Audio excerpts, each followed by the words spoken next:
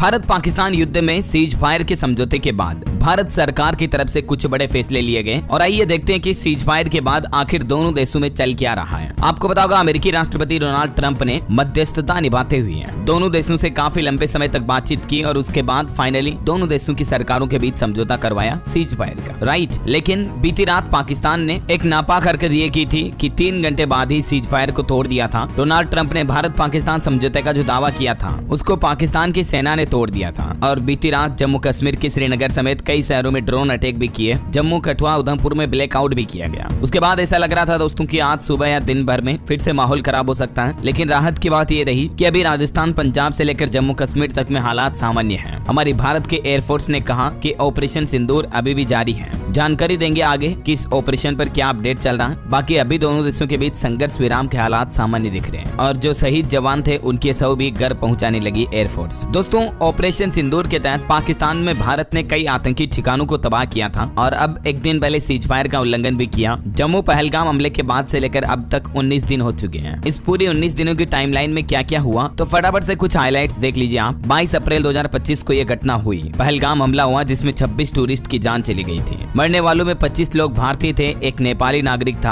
आतंकियों ने लोगों से उनका धर्म पूछकर कलमा पढ़ने को कहा, फिर गोली मारी। ठीक है, उसके बाद गृह मंत्री अमित शाह तुरंत उसी शाम जम्मू कश्मीर पहुंचे, हाई लेवल मीटिंग भी की और फिर पाकिस्तान के खिलाफ एक के बाद एक सख्त बड़े फैसले लिए गए, जैसे सिंधु जल समझौता सस्पेंड कर दिया। और ऐसे भी खबरें चल रही दोस्तों कि क्या अब पाकिस्तान को वापस पानी मिलेगा? क्या ये सिंधु जल समझौता जो सस्पेंड कर दिया भारत सरकार ने, क्या इसको रिस्टोर किया जाएगा? इस पर भी एक बड़ी खबर है, मैं आपको आगे बताऊंगा। उसके बाद आपको पता होगा कई पाकिस्तानी नागरिकों को वीजा रद्द कर दिए और यहाँ जो अवैध रूप से जो भी लोग रह रहे थे उन सभी को वापस उनके देश भेजा गया। उसके बाद बिहार से पीएम मोदी ने आतंकियों के खिलाफ सख्त कड़ी कार्रवाई करने का अनाउंसमेंट भी किया था। इजराइल ने भी भारत के समर्थन में इस हमले की निंदा की थी। फिर भारत ने अपने कई INS सूरत समेत कई मिसाइलों की टेस्टिंग की। पाकिस्तानियों के वीजा, पासपोर्ट वगैरह रद्द किए गए। तो ये जो पूरी टाइमलाइन रही, इस दरमियान अंतर्राष्ट्रीय लेवल पर भी भारत को काफी अच्छा सपोर्ट मिला। अमेरिका के न्यूयॉर्क वगैरह से काफी भारत के समर्थन में बातें कही गई, लेकिन पाकिस्तान को सिर्फ तुर्की, अजरबैजान और चाइना वगैरह इस तरह की मुस्लिम कंट्रियों का ही सपोर्ट मिल रहा था। पहले तो US ट्रंप ने कहा था कि दोनों देश इसे किसी न किसी तरह सुलझा लेंगे, लेकिन जब वॉर की स्थितियां बहुत ज्यादा ही हेवी बनने लगी उसके बाद उन्होंने मध्यस्थता का रोल निभाते हुए दोनों देशों के बीच सीज फायर करवाया। काफी डिजिटल स्ट्राइक भी हुई, कई YouTube चैनल वगैरह, OTT प्लेटफॉर्म्स के कंटेंट बैन किए गए। पीएम मोदी ने रक्षा मंत्रियों के साथ एक के बाद एक ढेर सारी हाई लेवल मीटिंग्स भी की। दोनों देशों ने एक दूसरे के लिए एयर स्पेस भी बंद कर दिया और इस तरह से मई का महीना शुरू हुआ और उसके बाद अचानक एक दिन भारत ने शुरू कर दिया ऑपरेशन सिंदूर, जिसके तहत पाकिस्तान के 9 आतंकी ठिकाने तबाह किए भारत ने, राइट। तो ये ऑपरेशन सिंदूर अभी भी चल रहा है, ऐसा नहीं कि सीज फायर हो चुका तो इससे ऑपरेशन खत्म हो गया। अभी आज के लेटेस्ट जो PMO की मीटिंग हुई इसमें देखिए रक्षा मंत्रालय ने अपनी प्रेस कॉन्फ्रेंस तो टाल दी है, लेकिन अब कल भारत और पाकिस्तान दोनों ही सेना के अधिकारी बातचीत करेंगे। बॉर्डर स्टेट में हालात अब धीरे धीरे सामान्य होने लगे हैं। आज जो बैठक हुई इसमें प्रधानमंत्री ऑफिस में रक्षा मंत्री, तीनों सेना प्रमुख, chief defence of staff CDS और NSA अजीत डोभाल के साथ ये मीटिंग चल रही है। रक्षा मंत्री राजनाथ सिंह भी बोले कि ब्रह्मोस की आवाज और धमक रावलपिंडी तक सुनाई दी। नया भारत सीमा पार जाकर भी मुंहतोड़ जवाब देगा। यूपी लखनऊ में एक और नई ब्रह्मोस मिसाइल की यूनिट की शुरुआत हुई। मुख्यमंत्री योगी आदित्यनाथ ने ये मिसाइल के साथ अपनी फोटो भी खिंचवाई, देख सकते हैं आप। ब्रह्मोस मिसाइल का निर्माण होगा अब यहाँ पर। ये बहुत ही एक ताकतवर मिसाइल है, देख सकते हैं इसकी खासियत भी। और भारत सरकार ने पाकिस्तान को सीज फायर के साथ ही एक बड़ी हिदायत ये जरूर दे दी है कि भविष्य में अगर भारत पर कोई आतंकी हमला भी हुआ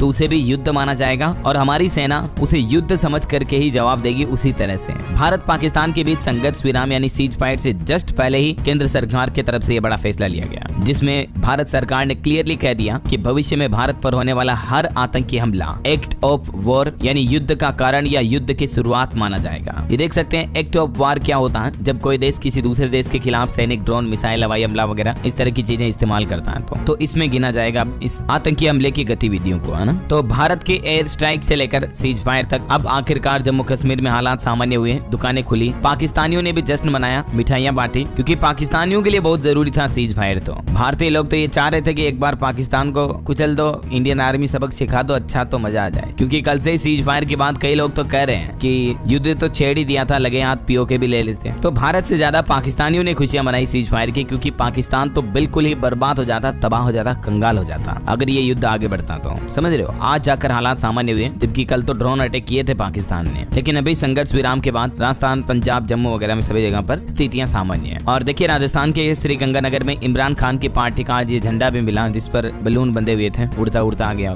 दिल्ली इंदिरा गांधी इंटरनेशनल एयरपोर्ट की तरफ से पैसेंजर के लिए एडवाइजरी भी जारी की गई। और डोनाल्ड ट्रंप ने भी आज ये एक और ट्वीट किया, I am very proud of the strong and unwaveringly powerful leadership of India and Pakistan for having the strength, wisdom and fortitude to fully know and understand that it was the time to stop the current aggression. कुल मिलाकर इन्होंने आज एक बार फिर से खुशी जताई कि दोनों देश समझ गए और दोनों देशों की तरफ अच्छी बुद्धिमान सरकारें हैं, ऐसा वैसा। अच्छा, उनके इन बातों पर देखिए दोस्तों, भारत से मुस्लिम नेता ओवैसी ने एक बहुत ही अच्छा और लॉजिकल सवाल भी पूछा। देखिए संघर्ष विराम पर ओवैसी का सवाल कि क्या अमेरिका इस बात की गारंटी देगा पाकिस्तान अपनी जमीन आतंकवाद के लिए आगे इस्तेमाल नहीं करने देगा। बहुत ही जायज सवाल है इनका, क्योंकि बात करनी चाहिए कि आगे जाकर भविष्य में भी पाकिस्तान जो है वो भारत के खिलाफ आतंकवाद के लिए अपनी जमीन का इस्तेमाल नहीं करेगा, है कि नहीं। ये सवाल भी जायज है इनका। हालांकि दोस्तों सीज फायर के बाद भी अब भी बॉर्डर पर तैनात रहेगी भारतीय सेनाएं। और बाकी सिंधु जल समझौते का क्या होगा, इस समय 10 सवालों के जवाब मैं आपको एक अलग से वीडियो में अपडेट में बता दूंगा कि सीज फायर से क्या क्या लाभ हुए और सीज फायर के बाद अब कौन कौन से समझौते रहेंगे। और कश्मीर पर भी डोनाल्ड ट्रंप ने अभी अभी एक बड़ी घोषणा की। उसके बयान के बाद से पाकिस्तान में खुशी का माहौल है। अमेरिकी राष्ट्रपति ने कहा कि 1000 साल पुराना मुद्दा सुलझाने की कोशिश करूंगा। ये देख सकते हैं आप, उन्होंने जो अभी एक लेटेस्ट ट्वीट किया, उस ट्वीट में कश्मीर पर भी उन्होंने बात कही। बोले कि I will work with you both to C